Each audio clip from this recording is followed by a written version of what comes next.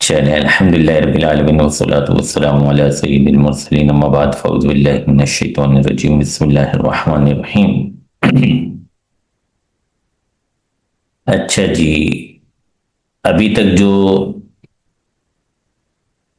پڑھ چکے ہیں اس میں کوئی چیز جو آپ کو کنفیوز کر رہی ہو، آپ نے اس کو نوٹ کیا ہو؟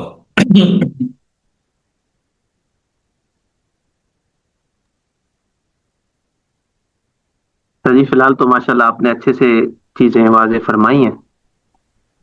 مزید اگر آگے کوئی ایسی چیز ہو جو سمجھ میں نہ آئے تو انشاءاللہ سوال عرض کریں گے. چلیں صحیح ہے۔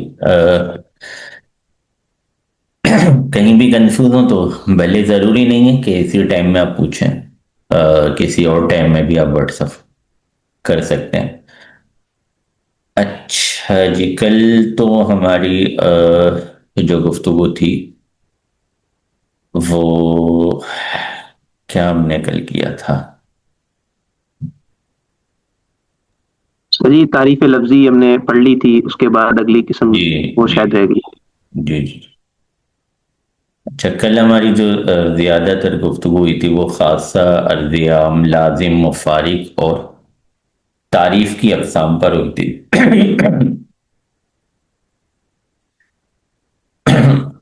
اچھا، یہ تو ہو گئی مفردات کی ساری بحث ہو گئی نا۔ تعریف سے ہم مرکب پر آئے تھے۔ مرکب کہہ لیں یا قضیہ کہہ لیں، جملہ کہہ لیں، اس سے پہلے کی ساری بحثیں جو ہے وہ مفردات سے ریلیٹڈ تھی۔ یہاں سے جو ہے وہ قضیے کی یا پھر مرکب کی یا پھر جملے کی بحثیں شروع ہو رہی تھی۔ اس میں ہم نے سب سے پہلے تعریف کی مختلف اقسام اور اس کے مختلف صورتیں وہ سمجھی تھی۔ قضیہ، قضیہ کسے کہتے ہیں؟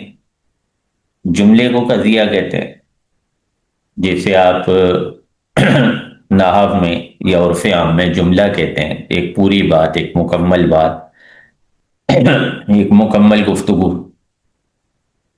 اسی کو قضیہ کہا جاتا ہے۔ پھر قضیے کی دو صورتیں بنتی ہیں، حملیہ اور شرطیہ۔ حملیہ کو آسان لفظوں میں سمجھنا چاہیں تو جملہ اسمیہ اور فعلیہ جو ہوتے ہیں یہ حملیہ ہوتے ہیں، اور شرطیہ تو ویسے ہی جس میں حرف شرط ہوگا وہ الگ سے سمجھ آ جاتا ہے تو وہ شرطیہ ہوگا۔ بعض اوقات اس کی تعریف یہ بھی کی جاتی ہے کہ جو قضیہ ایک طرف کھلے اس کو حملیہ کہتے ہیں، اور جو دو طرف کھلے اسے شرطیہ کہتے ہیں، یعنی جس کے ہم ٹکڑے بنائیں تو وہ دو جملے بن جائیں۔ اگر سورج طلوع ہوگا تو دن موجود ہوگا۔ اب اگر اس میں سے ہم شرط و جزا والے حروف کو ہٹا دیں تو یہ دو قضیے بن جاتے ہیں، سورج طلوع ہوگا، دن موجود ہوگا۔ جی تو شرطیہ کی تعریف یوں بھی کی جاتی ہے کہ جس کو آپ کھولیں یا جس کی آپ تفصیل کریں یا جس کو آپ الگ الگ کریں تو وہ دو قضیوں کی صورت میں سامنے آ جائے، دو قضیے بن جائیں، دو قضیوں میں ٹوٹ جائے، دو قضیوں میں حل ہو جائے، الگ الگ ہو جائے، تو اس کو شرطیہ کہا جاتا ہے۔ اور اگر ایسی کیفیت نہ ہو تو پھر وہ حملیہ ہوتا ہے۔ جیسے یہ جو دو نکلے ہیں اس میں سے یہ دونوں الگ الگ جو ہیں وہ حملیہ ہیں۔ سورج طلوع ہوگا، دن موجود ہوگا، تو ان کو الگ الگ حیثیت سے دیکھیں گے تو یہ حملیہ ہیں۔ اور جب ہم نے شرط و جزا کے حروف ملا کر ان دونوں جملوں کا آپس میں ربط قائم کر دیا، تعلق قائم کر دیا، شرط و جزا والا ان کے درمیان تعلق بنا لیا، تو یہ جملہ شرطیہ ہو گیا۔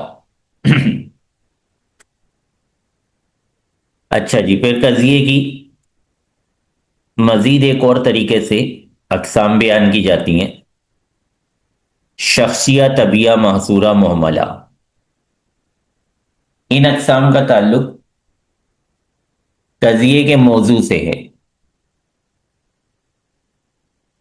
اگر کوئی مشخص شے، معین شے، مخصوص شے کے بارے میں بات ہو رہی ہوگی تو اس کو شخصیہ کہا جائے گا۔ ہم زید کے بارے میں کوئی بات کرتے ہیں،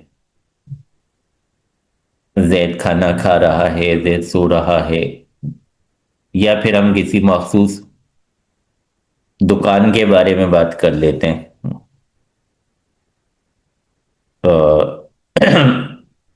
کیا بولیں گے، مدنی اسٹور کھلا ہوا ہے، جی استاد جی۔ تو یہ قضیہ جو ہے یہ شخصیہ ہوگا، کیونکہ یہاں پہ ہم نے ایک مخصوص شے کے بارے میں، ایک معین شے کے بارے میں بات کی ہے۔ بعض اوقات جو ہے وہ جو بات ہم کر رہے ہوتے ہیں، جو حکم ہم لگا رہے ہوتے ہیں، جو چیز ہمارے زیر بحث ہوتی ہے، وہ کسی شے کی حقیقت ہوتی ہے، یا کسی شے کی کیا بولتے ہیں، اس کی ماہیت پر ہم حکم لگا رہے ہوتے ہیں۔ جیسے ہم کہتے ہیں انسان بڑا لالچی ہے، تو یہاں پر ہم کسی مخصوص انسان پر حکم نہیں لگا رہے ہوتے، بلکہ ہم جی جی بالکل، بلکہ ہم جو ہے یہاں پہ حکم لگا رہے ہوتے ہیں انسان کی حقیقت پر، انسان کی وضع پر،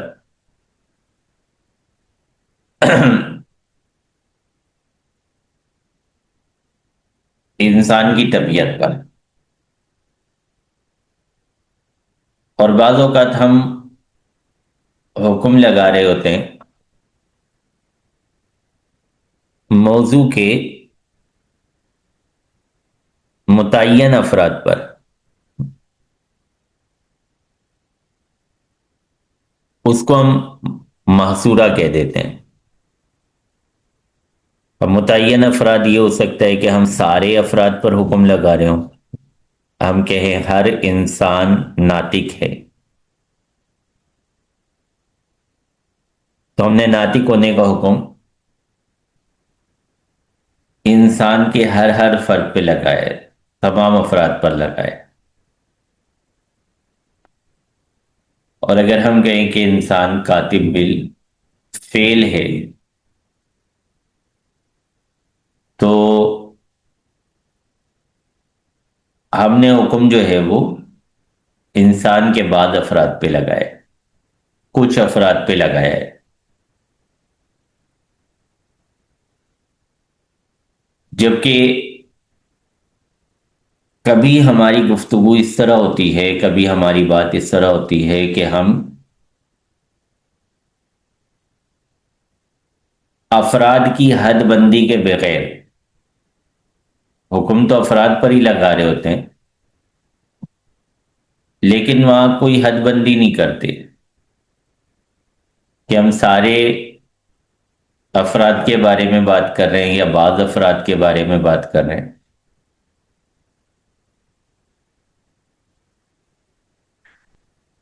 ہم کہتے ہیں کہ انسان ارادہ کرنے والا ہے، سوچنے والا ہے، سمجھنے والا ہے، سیکھنے والا ہے۔ تو یہ جو حکم ہم لگا رہے ہوتے ہیں یہ ہر فرد پر یا بعض افراد پر اس کا ہم تعین نہیں کر رہے ہوتے کہ ہم ہر فرد پر حکم لگا رہے ہیں یا بعض افراد پر حکم لگا رہے ہیں۔ یہاں پر ہم افراد کی حد بندی کو چھوڑ دیتے ہیں. محمل اسی کو کہا جاتا ہے کہ جس میں تعین نہ ہو، جس میں تعین کو چھوڑ دیا جائے.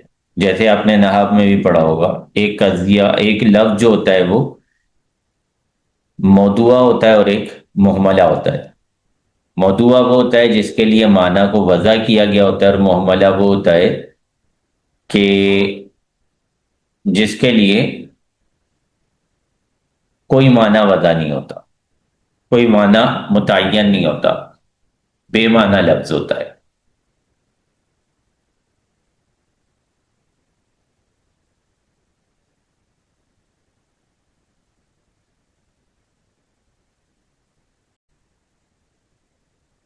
اچھا جی، قضیے کی مختلف اقسام کے بارے میں بات ہو گئی. قضیہ شخصیہ ہوگا یا طبعیہ ہوگا یا جی استاد جی. محصورہ ہوگا یا پھر محملہ ہوگا. اس کے بعد آ جاتا ہے حمل. حمل کا مطلب کیا ہوتا ہے؟ حمل کو آپ کہہ لیں، نحو میں آپ کہتے تھے اسناد، ایک کلمے کی دوسرے کلمے کی طرف یا ایک مفہوم کی دوسرے مفہوم کی طرف نسبت کرنا. زید کھڑا ہے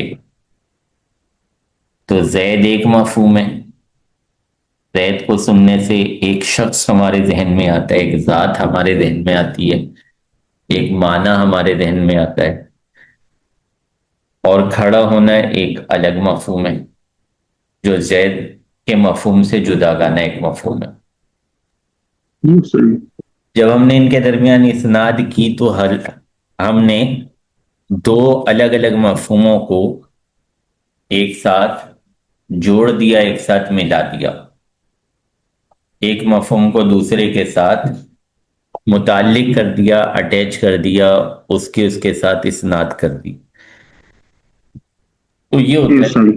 ہے، اسی کو حمل کہا جاتا ہے.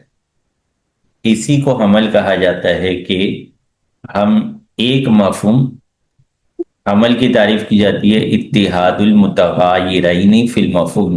وعلیکم السلام.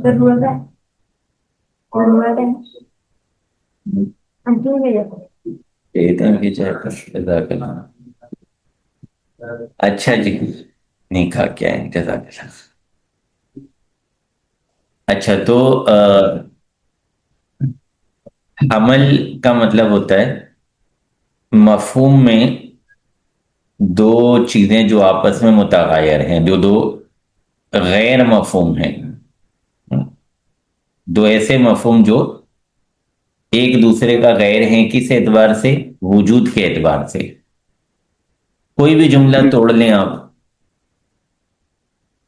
جیسے ہم کہتے ہیں، ابھی ہم نے کیا پڑھا تھا، سورج طلوع، اگر سورج طلوع ہوگا تو سورج ایک الگ مفہوم ہے، طلوع ہونا ایک الگ مفہوم ہے. صحیح؟ جی استاد جی. جب لفظ سورج سنتے ہیں تو آپ کے ذہن میں کچھ اور خیال آتا ہے، جب طلوع ہونا سنتے ہیں تو آپ کے ذہن میں کچھ اور خیال آتا ہے.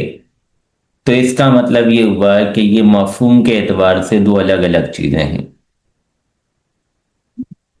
وجود کے اعتبار سے بھی دونوں الگ الگ چیزیں ہیں. سورج کا وجود طلوع کے وجود پر منحصر نہیں ہے. سورج تو غروب بھی ہوتا ہے، جب غروب ہوتا ہے جب بھی سورج ہی ہوتا ہے، جب طلوع ہوتا ہے جب بھی سورج ہوتا ہے.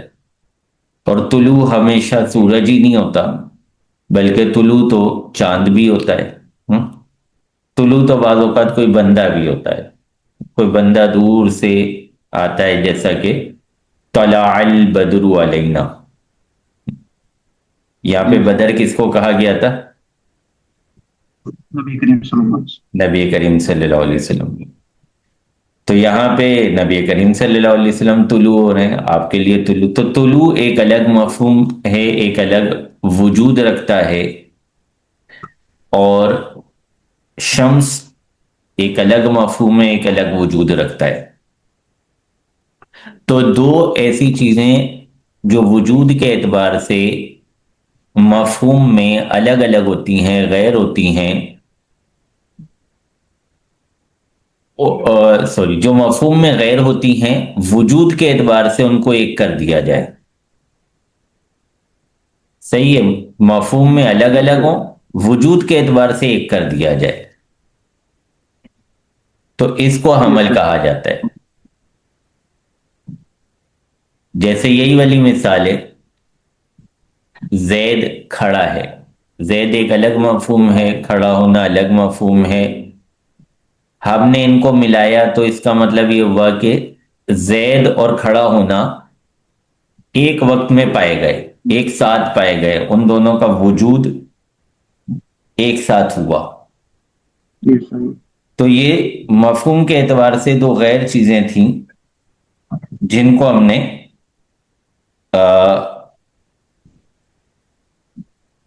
وجود میں ملا لیا۔ یا سورج کے طلوع ہونے کی بات کر لیں، یا پھر جو ہے آپ مارکیٹ کے بند ہونے کی بات کر لیں، یا پھر جو ہے آپ نماز کے مکمل ہونے کی بات کر لیں، نماز مکمل ہو گئی ہے تو نماز ایک الگ مفہوم، نماز، لفظ نماز سن کے ایک الگ مفہوم ذہن میں آتا ہے، مکمل ہونا سن کے ایک الگ مفہوم ذہن میں آتا ہے۔ یہ دو غیر مفہوم ہیں، ان کو ہم نے آپس میں اس طرح ملایا ہے کہ وجود میں ان کو ہم نے ایک کر دیا، یعنی نماز اور مکمل ہونا یہ ایک وقت میں پایا گیا ہے، ہم یہ کہنا چاہ رہے ہیں۔ جی سر، تو اس کو کہا جاتا ہے حمل، جس کو ہم نحوی اصطلاح میں اسناد کہتے ہیں۔ جی اچھا، سر، پھر قضیے جو ہوتے ہیں وہ ان کی پھر ایک دوسری طرح سے بھی تقسیم کی جاتی ہے، حملیہ، خارجیہ، ذہنیہ، حقیقیہ۔ اب یہ صرف ایک احتمالی تقسیم ہے، ایک تو ہم نے پیچھے پڑھی تھی نا، شخصیہ، طبیعہ، محصورہ، محملہ، وہ واقعی ایک تقسیم تھی، وہ حقیقت میں ایک تقسیم تھی۔ یہ ایک ذہنی تقسیم ہے، حملیہ، خارجیہ، ذہنیہ، حقیقیہ۔ اس کو ہم کہہ سکتے ہیں کہ یہ ایک وہمی یا خیالاتی تقسیم ہے۔ جی سر، حملیہ میں، اچھا، حملیہ کی اقسام ہے، سوری، حملیہ کی اقسام ہے خارجیہ، ذہنیہ، حقیقیہ۔ خارجیہ میں یہ ہوگا کہ جو بات آپ کر رہے ہوں گے وہ خارج میں بھی ہو رہی ہوگی، جیسے ابھی جو ہم نے مثالیں بیان کی، سورج طلوع ہو گیا، نماز مکمل ہو گئی، زید کھڑا ہوا ہے، یہ سارے کام خارج میں بھی ہو رہے ہوتے ہیں۔ یہاں پر دو مفہوموں کو ہم ایک ساتھ ملا رہے ہیں، اور خارج میں یہ دو مفہوم ایک وقت میں پائے بھی جا رہے ہوتے ہیں۔ لیکن بعض اوقات ہم جو قضیہ بناتے ہیں وہ ذہنیہ ہوتا ہے، جیسے انسان کلی ہے تو انسان کا ایک مفہوم ہے، کلی ہونے کا ایک مفہوم ہے، دونوں کے الگ الگ مفہوم ہیں، یہ خارج میں ایک ساتھ نہیں ہو سکتے۔ انسان بحیثیت کلی کے خارج میں نہیں پایا جا سکتا، یہ بات پہلے بھی ہو چکی ہے۔ جی سر، انسان خارج میں پایا جائے گا تو اس کا فرد پایا جائے گا، اس کی جزی پائی جائے گی، بحیثیت کلی کے خارج میں انسان کا پایا جانا ممکن نہیں ہے، محال ہے۔ تو یہ جو ہم قضیے ترتیب دے رہے ہوتے ہیں کہ انسان کلی ہے، یا ہم کہتے ہیں کہ پتھر، کیا بولیں گے اس کو، مطلق جسم جی سر، مطلق جنس ہے، یا ہم کہتے ہیں کہ ضاحک لازم ہے، یا ہم کہتے ہیں کہ معاشی، ارض عام ہے، یہ جو سارے جملے ہوتے ہیں، ان جملوں میں بھی ہم دو مفاہیم کو ملا رہے ہوتے ہیں، لیکن وہ ذہن میں مل رہے ہوتے ہیں، خارج میں وجود کے اعتبار سے ان کا اتحاد نہیں ہو رہا ہوتا، تو اس کو کہہ دیا جاتا ہے حملیہ ذہنیہ۔ ذہنی۔ اور تیسرا ہوتا ہے حقیقیہ۔ حقیقیہ میں کیا ہوتا ہے؟ حقیقیہ میں یہ ہوتا ہے کہ آپ تھوڑی دیر کے لیے خارج اور ذہنیہ سے توجہ ہٹا لیتے ہیں۔ یہی والے قضیے ہیں جو آپ نے پہلے بنائے۔ آپ کہہ رہے تھے کہ سورج طلوع ہے، سورج طلوع ہو گیا ہے، جی یہ اگر آپ اس میں خارج کا اعتبار کریں گے تو یہ خارجیہ بن جائے گا۔ جی استاد۔ لیکن اگر آپ وقتی طور پہ تھوڑی دیر کے لیے اس بات سے قطع نظر کر لیں، اس بات کو چھوڑ دیں کہ جی خارج میں کیا ہو رہا ہے، ہمیں اس سے کوئی مطلب نہیں، ہم بس ایک جنرل بات کر رہے ہیں، سورج طلوع ہو گیا ہے یا سورج طلوع ہوتا ہے، تو یہاں ہم حقیقت پر حکم لگا رہے ہیں۔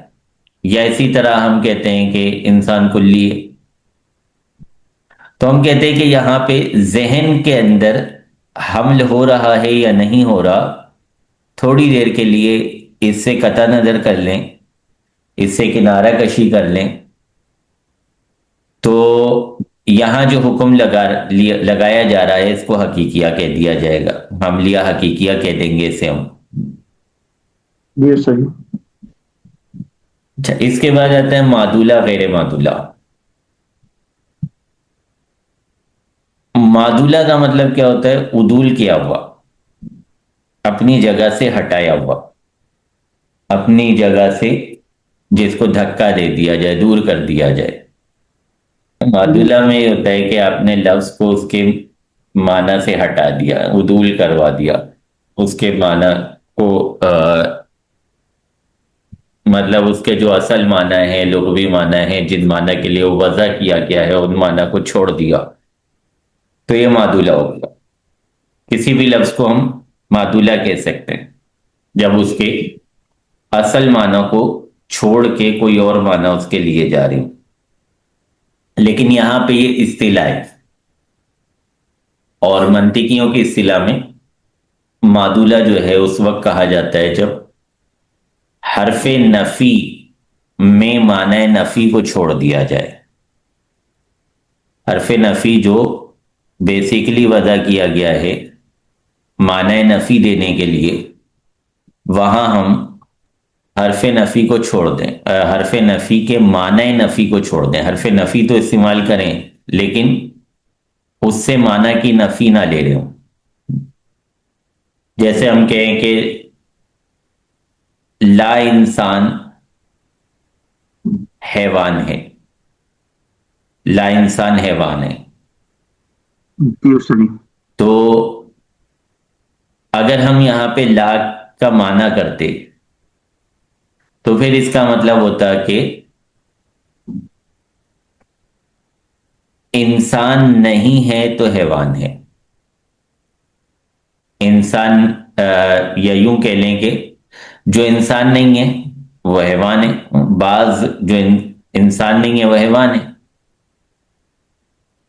تو جی استاد۔ اگر ہم یہاں پہ معدولہ والا ترجمہ نہ کریں، لا کا جو معنی ہے اس معنی کے ساتھ اس کا ترجمہ کریں، تو پھر اس کا مطلب بنے گا کہ انسان نہیں ہے حیوان ہے، بعض انسان نہیں ہے حیوان ہے۔ یہ بات صحیح ہے، صحیح اور غلط کی تو خیر یہاں پہ بحث بھی نہیں ہے، لیکن اگر ہم اس کا ترجمہ یوں نہ کریں، ہم لا کا ترجمہ لا ہی کریں، ہم کہیں کہ لا انسان حیوان ہے، تو اس کو معدولہ کہا جائے گا۔ اور جب ہم حرف نفی کا نفی والا ترجمہ کریں گے، جملے میں آنے والے حرف نفی کا نفی والا ترجمہ کریں گے، اس سے ہم سند کی نفی کریں گے، اس سے ہم حمل کی نفی کریں گے، اس سے ہم اسناد کی نفی کریں گے، تو اس کو کہا جائے گا غیر معدولہ، کہ یہاں پہ حرف جو ہے وہ اپنے معنی سے عدول کیا ہوا نہیں ہے، اسے اپنے معنی سے عدول نہیں کرایا گیا. صحیح. اچھا جی. اس کے بعد آ جاتے ہیں موجہات. موجہات میں کیا ہوتا ہے، ہم جہتوں کا استعمال کرتے ہیں. اچھا، جہتیں جو ہیں یہ ہمارے جملوں میں موجود ہوتی ہیں. جنرلی ہمیں منطق آتی ہو نہ آتی ہو، ہم گھر کے اندر بیٹھ کے بات کر رہے ہیں، ہم چوک میں بیٹھ کے بات کر رہے ہیں، وہاں پہ جب ہم بات کر رہے ہوتے ہیں تو ہمارے جملے جو ہوتے ہیں ان جملوں کے اندر کوئی نہ کوئی جہت ہوتی ہے. ہم وہ جہت استعمال نہیں کر رہے ہوتے، اس جہت کا تلفظ نہیں کر رہے ہوتے، اور جہت کی طرف ہماری توجہ نہیں ہوتی، لیکن وہ جہت ہوتی ہے جو بھی جملہ ہم بول رہے ہوتے ہیں.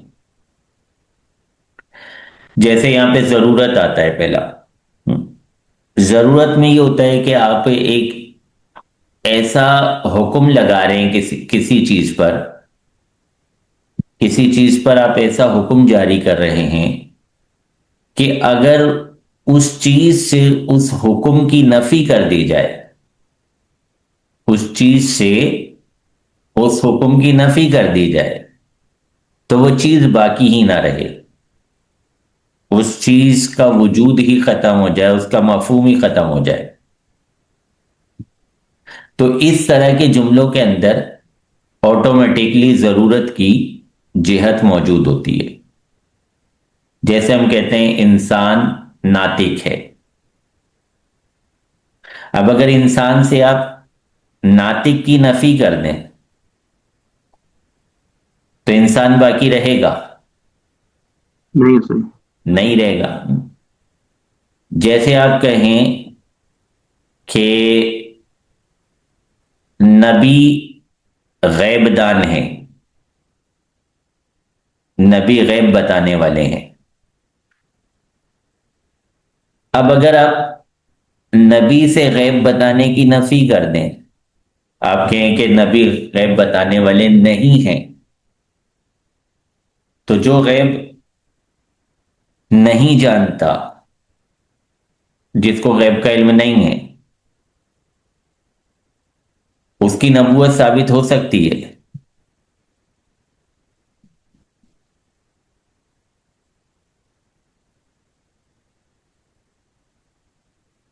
جی.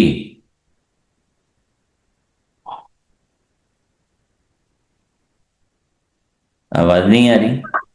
سر جی وہ تھوڑا میں ادھر مصروف ہو گیا تھا. آپ نے کچھ ارشاد فرمایا کہ جو غیب کا علم نہ رکھتا ہو کیا اس پر نبی کا اطلاق ہو سکتا ہے، آپ شاید یہ فرما رہے تھے. جی. صحیح نہیں ہو جس سکتا سے سب. جس سے ہم غیب کی نفی کر دیں کہ اس کے پاس غیب کا علم نہیں ہے، تو اس کو ہم نبی کہہ سکیں گے؟ نہیں صحیح. نہیں کہہ سکیں گے. تو اس کا مطلب ہے جب ہم یہ کہتے ہیں کہ نبی کو غیب کا علم ہے تو یہاں ضرورہ کی جہت موجود ہے، بالضرورہ کی جہت موجود ہے کہ یہ جو ہم آپس میں دو مفاہیم کو ملا رہے ہیں، نبی کو اور غیب کا علم ہونے کو، یہ ضرورت کی جہت سے، اس کا حمل، اس کی اسناد ضرورت کی جہت سے ہے. ایسا ہو ہی نہیں سکتا کہ نبی ہو لیکن غیب کا علم نہ ہو. تو اس طرح کی جو باتیں ہم کر رہے ہوتے ہیں نا، اس میں ضرورت کی جہت موجود ہوتی ہے خود بخود، ہم لگائیں یا نہ لگائیں. صحیح ہے. تو ضرورت کی جہت کا مطلب یہ ہوتا ہے کہ ایک ایسا حکم آپ کسی چیز پر لگا رہے ہیں کہ اس حکم کی نفی کر دی جائے تو وہ چیز بھی باقی نہ رہے، وہ چیز بھی ختم ہو جائے. دوسری جہت ہوتی ہے دوام. دوام میں کیا ہوتا ہے؟ اچھا، یہ جتنی بھی ضرورت والے احکام ہیں، جتنے بھی ضرورت والے احکام ہیں یہ دائمی بھی ہوتے ہیں. صحیح. جتنے بھی ضرورت والے احکام ہیں یہ دائمی بھی ہوتے ہیں، انسان کا ناطق ہونا ضروری ہے تو دائمی بھی ہے، ہمیشہ ہی ہوگا نا انسان ناطق۔ جی استاد نبی کا غیب کا علم رکھنا ضروری ہے تو یہ دائمی بھی ہے، ہمیشہ ہی وہ غیب کا علم رکھتا ہوگا۔ صحیح ہے؟ جی استاد اچھا، دوام کو دیکھا جائے تو دوام میں ضرورت جیسا لزوم نہیں ہوتا، یعنی ایسا نہیں ہے کہ جو جس صفت کو آپ کسی شے کے لیے ثابت کر رہے ہیں وہ صفت اگرچہ اس کے ساتھ ہمیشہ رہتی ہے، ہمیشہ اس کے ساتھ قائم رہتی ہے، لیکن ایسا نہیں ہے کہ اگر آپ اس صفت کو اس شے سے الگ کر دیں، اس صفت کی اس شے سے نفی کر دیں تو اس شے کا وجود بھی کل معدوم ہو جائے، اس کا وجود بھی ختم ہو جائے، اگرچہ وہ صفت اس کے ساتھ ہمیشہ رہتی ہے، لیکن وہ اس کے وجود کا ایسا حصہ نہیں ہے کہ آپ اس صفت کو ختم کریں گے تو شے بھی ختم ہو جائے گی، جیسے ضرورت میں تھا، تو اس کو کہا جاتا ہے دوام۔ جیسے پتھر سخت ہے تو پتھر ہمیشہ سخت ہی ہوتا ہے، جب آپ کہیں گے پتھر سخت ہے تو اس میں دوام کی جہت موجود ہوگی، آپ استعمال کریں یا نہ کریں۔ صحیح ہے؟ جی استاد لیکن پتھر کا سخت ہونا یہ بالضرورہ نہیں ہے، ایسا نہیں ہے کہ آپ سخت ہونے کی نفی کر دیں تو پتھر کی بھی نفی ہو جائے، یا آپ کہتے ہیں آسمان اوپر ہے تو آسمان کا اوپر ہونا دائمی ہے، جب آپ یہ کہیں گے آسمان اوپر ہے تو وہاں بالدوام کی جہت موجود ہوگی، اگرچہ آپ اس کا تلفظ نہ کر رہے ہیں، لیکن یہ ضروری نہیں ہے، ضرورت کی جہت سے نہیں ہے، ایسا نہیں ہے کہ اوپر ہونے کی صفت ختم ہو جائے تو آسمان کا وجود بھی ختم ہو جائے، ایسا نہیں ہے۔ جی استاد تو بعض اوقات ہم کسی شے کے لیے ایسی صفات بیان کر رہے ہوتے ہیں، ایسا حکم بیان کر رہے ہوتے ہیں جو حکم اس شے کے ساتھ ہمیشہ رہتا ہے، اگرچہ وہ اس کی ذات کا ایسا حصہ نہیں ہوتا کہ اگر ہم اس صفت کو ختم کریں تو اس کی ذات بھی ختم ہو جائے، ہم اس مفہوم کو ختم کریں تو اس کی ذات بھی ختم ہو جائے، تو یہ ہوتا ہے بالدوام۔ بالفعل یہ تو بڑی آسان سی بات ہے، جی استاد جی بہت ساری باتیں ہم ایسی کر رہے ہوتے ہیں جس کا تعلق کسی زمانے سے ہوتا ہے،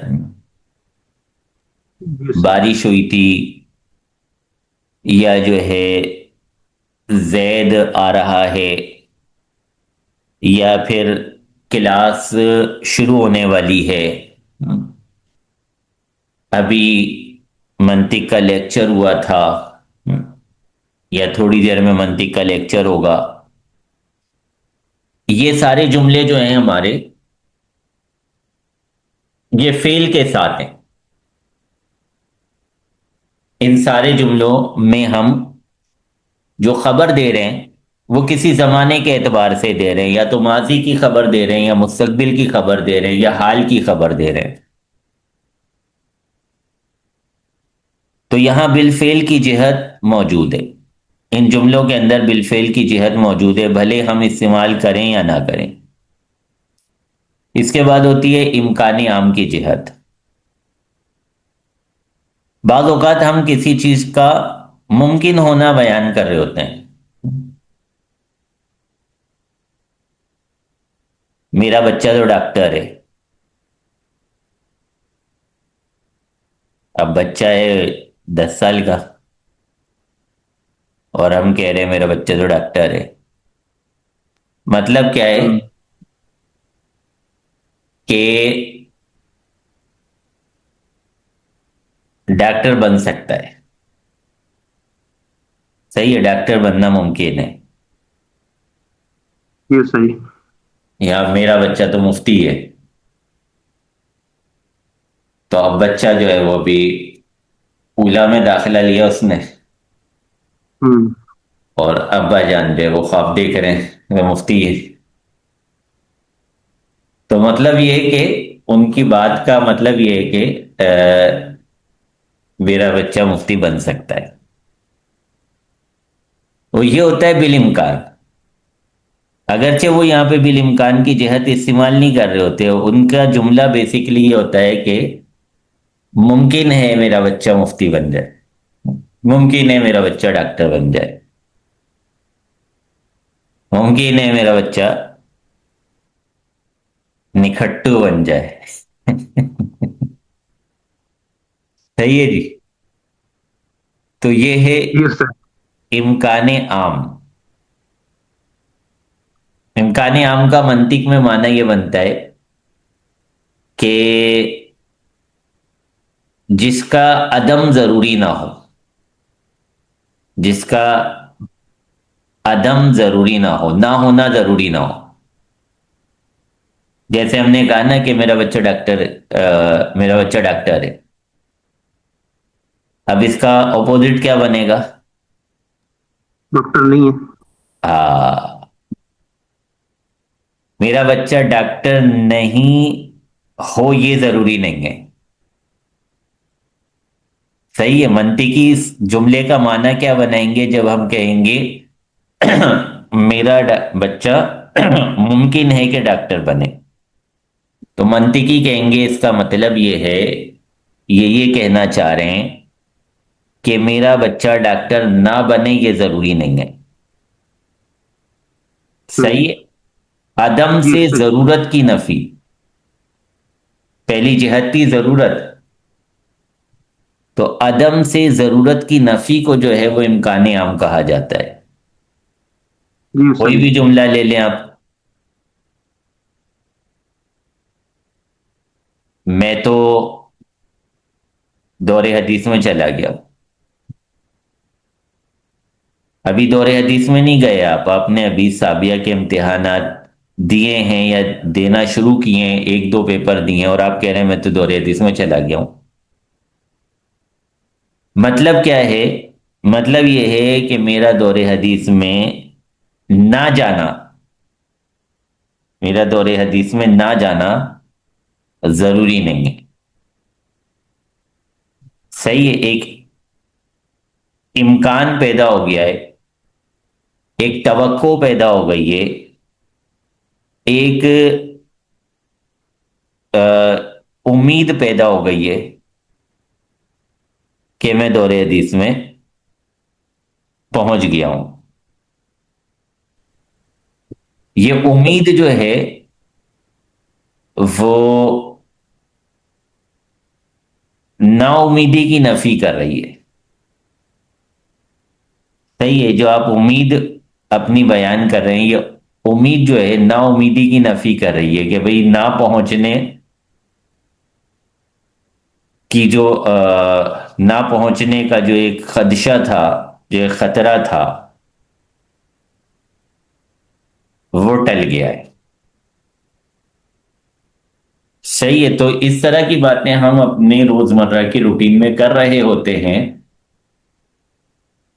انہی باتوں کے اندر ضرورت، دوام، فعل، امکان کی جہتیں استعمال ہو رہی ہوتی ہیں.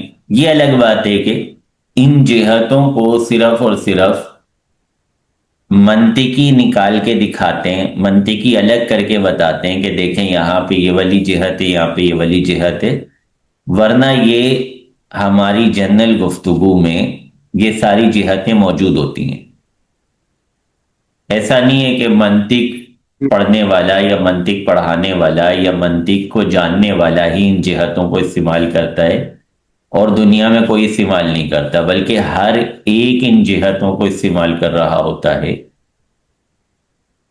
اسے پتہ نہیں ہوتا کہ میں کس جہت کے مطابق بات کر رہا ہوں، کس پیرائے میں بات کر رہا ہوں، کس سانچے میں بات کر رہا ہوں. کس بیک گراؤنڈ میں بات کر رہا ہوں اس کو یہ نہیں پتا ہوتا، لیکن وہ جو بھی بات کر رہا ہوتا ہے یا تو وہ ضرورت کے تحت آ رہی ہوتی ہے، یا دوام کے تحت آ رہی ہوتی ہے، یا فعل کے تحت آ رہی ہوتی ہے، یا پھر امکان کے تحت آ رہی ہوتی ہے۔ ایسا نہیں ہو سکتا کہ وہ کوئی بات کرے تو وہ نہ ضرورت کے تحت آئے، نہ دوام کے تحت، نہ فعل کے تحت، نہ امکان کے تحت۔ تو جو بھی ہم دن بھر باتیں کر رہے ہوتے ہیں ان باتوں میں یا تو ضرورت کی جہت ہوتی ہے، یا دوام کی ہوتی ہے، یا فعل کی ہوتی ہے، یا امکان کی ہوتی ہے۔ صحیح ہے جی؟ جی استاد جی، جی استاد جی۔ چلیں انشاءاللہ کل ملاقات ہوگی۔ السلام علیکم ورحمۃ السلام علیکم۔ اللہ وبرکاتہ۔ وعلیکم السلام ورحمۃ اللہ وبرکاتہ۔